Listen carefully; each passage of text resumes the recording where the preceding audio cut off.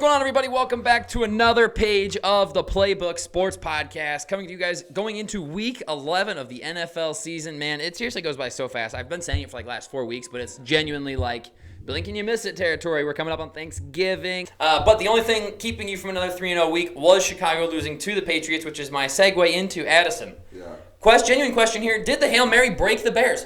Did that Hail Mary break the Bears? Because they haven't scored a touchdown since that happened. Yeah. An offensive touchdown since that happened. What is going on? Who gets the blame here? Whose fault is this? Now, we know Shane Waldron obviously just fired today, but I want to hear what you've got to say. Where has this thing gone off the rails? Well, the Hail Mary definitely was just the last straw on the camel's back. I mean, there were cracks already showing, I think, but that definitely just, cemented the fact that the players completely lost trust in Eberflus. And I like to think that this is where it really all starts as the head coach. Shane Waldron just a scapegoat. Is it going to fix things immediately? Who knows? I'd like to think it's going to help a little bit because Waldron does have bad play calling, but guess who's the guy that hired him? Interviewed so many offensive coordinators around the league, sat down with Ryan Poles, who's not blame-free in this, but really on Eberflus because it was Luke Getsy the first time and Shane Waldron this time, and it was you picked the worst candidate out of pretty much everybody that interviewed, and it was you were so proud how you interviewed hard, and it was Shane Waldron, multiple interviews, and it was, man, this is the guy. And after 10 games, he's gone. 9 games, he's gone. 10 weeks, and it's just absolutely tough. It really just goes back to Eberflus. The players have completely quit on his mantra, his hits, bullshit. It's just, guys, it's tough, though. When DJ Moore, I gotta flame him a little bit here. Man, it's just tough. He gets the biggest contract in Bears history, turns into an absolute diva, and I get that's what receivers are, but attitude and body language, it really reflects leadership, and guess what? He wears a C on his chest. When a captain is doing that, that's bad. Who can go up to the captain and say, man, get your attitude right, get your shit right? I don't know, other captains, but clearly that hasn't happened, and it really just stems back to Eberflus, where it's a meeting every week. Oh, we're going to get things figured out. They never get things figured out. It's a repeating cycle in Chicago. It's pathetic, and I wish they cleaned house. I get the Bears don't do that shit, but we have now left Caleb in uncertainty with Eberflus the rest of the year. Lame duck coach. Yeah, no, exactly. Well, the Bears front office, owners pray to God that they can make the playoffs, and then they won't have to fire Eberflus. And it's like they're going to lose every game out potentially. Seriously, they will not be favored the rest of the season, and they potentially could lose out. If they win, it's because their team is going to play bad against them. There's talks now Caleb's going to potentially get benched for Badgett. That's what veterans want. I don't think he's going to. Nothing's indicated that he will be benched. Eberflus said he's the starter, but the fact that shit's coming out at all is not good. Signs are just showing that Eberflus has got to go. I don't know why we wait the rest of the season. It just makes no sense. We leave Caleb in chaos for the rest of his rookie year and then start him off with some bullshit for year 2. But we'll see. Maybe Thomas Brown can make a change offensively. But we're in piss right now. Hot piss. It's bad. It is bad. Yeah. The play calling really looks kind of like Matt Nagy's was a few years ago. Yeah. Almost identical. You have a wealth of talents across the entire offense. If you told me you had an offense with DJ Moore, Keenan Allen, a first-round pick receiver in Roma Dunze, DeAndre Swift, who was one of the premier running backs last year, granted with a crazy offensive line, but even then, if you told me you had all of these players lined up, ready to play, even Cole Kmet is a top tight end, I'd agree he's a top 10 tight end in the league. Try saying that 10 times fast. But and then you're putting a lid on all that. If you just expanded your playbook, and they even talked to him for a second, and they were like, hey, we need to open this up. And then they did for about 2 weeks. Right. And shit opened up. Yep. And then put a lid right back on it. And that was the most confusing thing to me because I was like, why are they reverting back to what he did basically in Seattle too? They also had 3 stellar wide receivers. Yeah. They also had Kenneth Walker. Yeah. And they put a lid on it, And this year, all of a sudden, Geno Smith is leading the NFL in passing yards. What is going on? I don't know. I don't understand the hiring process behind that because when you're guaranteeing you're getting the number 1 overall pick, and especially it's going to be a generational quarterback like Caleb Williams, you had your pick of the litter. Yeah, I know. You could have picked anybody, and that's who you decide on. Someone that couldn't make it work with the Seattle Seahawks even last year. I don't understand. I hope this isn't another Trevor Lawrence situation with Urban Meyer. I hope it doesn't ruin him, because right now, I mean, we're looking at T-Law right now, and it's rough. Yeah, it's rough. But hopefully Caleb Williams gets it figured out. Hopefully his mental fortitude is stronger than. He can fight through it. I think it is, because I mean he's a confident, cocky guy. Yeah, he so is. hopefully this won't break him. Who knows? Because this is absurd adversity. Absurd. Yeah, it is. Right. Well, that's my 2 cents right there. But gosh. No, I mean last thing about Shane, when you were talking about it, it's some of the players, like, as you're bringing up players that any team would love to have on their offense. Yeah. We're using guys in wrong positions. We're putting DJ Moore as an X receiver only and putting him against man press. Guess what? He gets clamped by any corner that runs man press on him. It can even be your second or third corner on your depth chart. He's most likely not winning the route. He's a smaller guy. The strength maybe isn't there to separate quickly on the line. We have Rome Odunze, who runs clean, crisp routes. He's got speed. Why are we not putting this guy in this position to be X? Have DJ in positions where he's running across the field. Yak. Let's get him in yak opportunities. We're not doing that. And I think that is on Shane. Yeah. It's not like Caleb's blame-free as well. He's struggled. But I also think around him is a hot, steaming pile of dog shit. Offensive line is terrible. And has he held onto the ball at times? Sure. But then it's like you look at some of these routes. Man, we're just having 13-yard developing routes only from every receiver. And guess what? They're all in one cluster as well. We got 2 guys getting guarded by 1 dude. And what's going on? You want him to throw into a tight window of 2 Bears players, maybe 5 defenders? Too. Yeah. And I understand they wanted to give him a full plate. And I don't dislike that. Maybe we should have taken some off the plate, because he's doing protections, calling checks at the line, doing everything. And it's great. That's veteran quarterbacks do that. Caleb's a rookie. He's going to have to do it eventually, so they've given him the opportunities. But, man, it's really just not paid off. Maybe you should dial it back a little bit. Hopefully Thomas Brown, like I've said, can get players in better positions, because we have the players. Poles has built a roster with players on it. They're just not getting put in positions to succeed. We'll see if it changes. I don't know if it does, though, because the line is terrible as well. Yeah, the line. I mean, I couldn't name the players that started on the Bears' offensive line this week, and guys got hurt during the game, too. Now, this begs the question, the Bears have heard endlessly since 2017, well, you took Trubisky over Mahomes. Are we seeing what would have happened to Patrick Mahomes as a Bear? Is this what would Patrick Mahomes have done this in Chicago if he was drafted at pick 2? I think maybe it would have looked like this. We might be seeing it. If the Bears they drafted Mahomes at 2, that would have been an uproar. Even if they traded back and drafted him, but hey, it looks like Mahomes would have been a W, obviously, at 2, but he would have sat behind Mike Glennon for 4 games if we're going to put him in the same scenario Mitch was, and had John Fox as his quarterback. Old Fox, year 1, right? Who was run, pass. All Jordan Howard, 1,300 yards that year. Run, pass. That was literally the Bears' offense all season long. And Jordan Howard had a great year. Great. And guess what? He never produced anywhere else. Didn't do anything. Because he didn't go to a coach that was run, pass. And that's all the Bears did. Run, pass.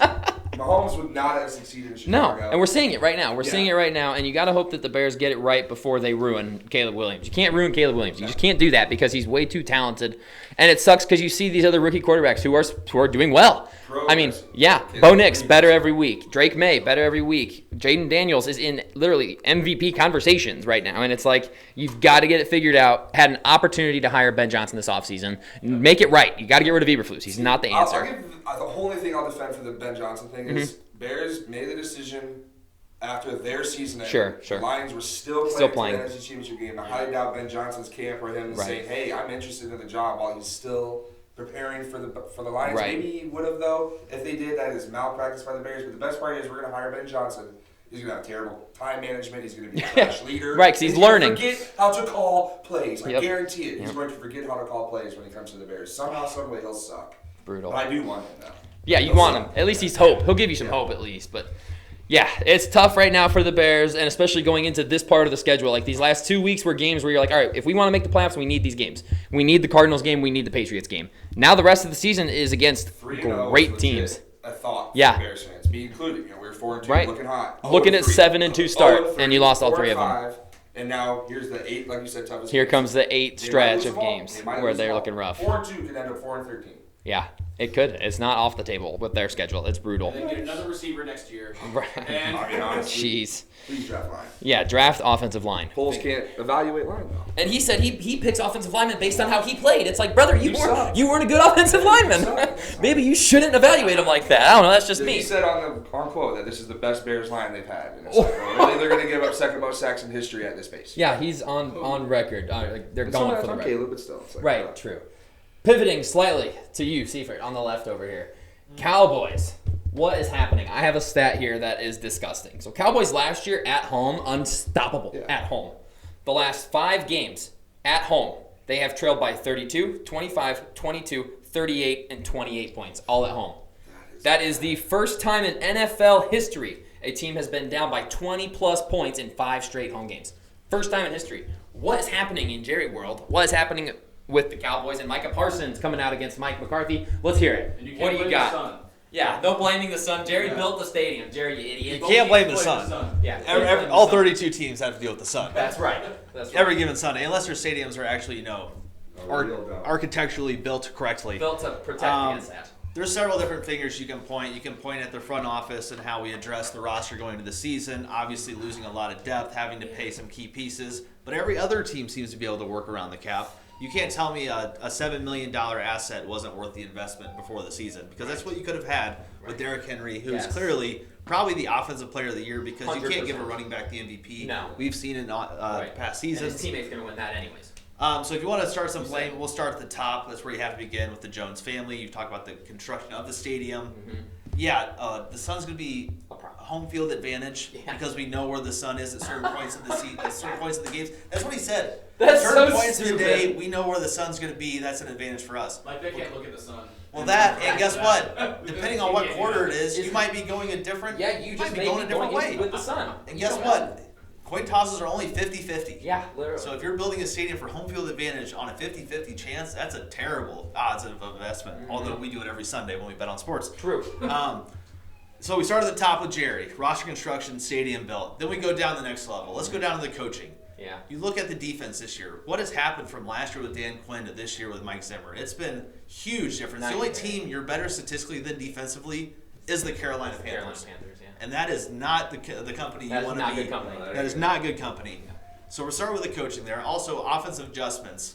Like, yes, you have a young offensive line. You only have CeeDee Lamb as your main weapon. Yeah. How does Jake Ferguson not have a touchdown through 10 How weeks? is he not getting the ball all the time, man? He was supposed to be one of those weapons. Yeah. He was supposed to be one of those weapons, exactly. And now you got CeeDee Lamb, who's definitely, you can tell by the body language, understandably so. Yeah, he's checking And then you look at the defense, it's been so piss poor. And then you get down to the players themselves. I think, talking about Micah Parsons, like at that point, like, have you lost a locker room if players are talking about the coaches like that? I think so. Because you think anyone with like a Mike Tomlin player's going to come out and say anything about that? Campbell, you think players are talking about him like that? Belichick when he was there, no it's like shot. I don't know. So it's one of those. Is like, can you repair that relationship? Is there actually intent there behind what Micah was saying? Up until the point when he said he's done so much more than Mike McCarthy's done. Yeah, it's like Because at the beginning, you'd be like, okay, yes. Okay, he's defending. He wants to win for Zach Martin. McCarthy can't get a new job no matter where he goes. Right. He's a Super Bowl winning coach. He could find his home somewhere. That's absolutely correct. Guess what? Zach Martin, who probably might be his last year. Yeah, I thought last year was going to be his last year, to be honest. Yeah, getting up there and looking at his history with the Cowboys, hey, you think coming back next year and putting your body on the line, going through the whole season again, is going to result in any sort of change from what you've done the last 10-plus years? He's been a Cowboy for life, hasn't he? Yeah. First round pick. Drafted him over Johnny Manziel, and that was the only good thing, I think. Because you know Jerry wanted Manziel. You know he did. That was one of the best draft picks they could have done at the time. Yep. So I don't know. I don't like Micah Parsons coming out and saying that. I also don't like the whole podcast situation during the season. I know. In the offseason, you want to do whatever you want. Do what you want as long as you're staying out of trouble. Yep. I don't care. But during the season, hey, you're going to have to come check out my comments on my exclusive show. I don't love it. He is an electrifying player, yes. One of the best at his positions. One of the best overall defensively in the NFL. But it's the drama's piling up. Yep. And guess what? I don't see them winning anytime here soon, especially this season with Dak obviously done for the year. Getting surgery this week, allegedly. Yeah.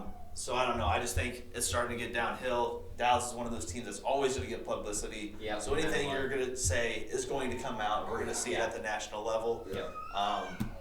I don't know. Yeah. I feel like I've said a lot. No, I know. I was listening to Nick Wright. Like I watch their show pretty regularly, or at least the highlights on it. He's got good stuff. He's got good stuff normally. And sorry. Yes, and that's how I feel about the Cowboys this season as well.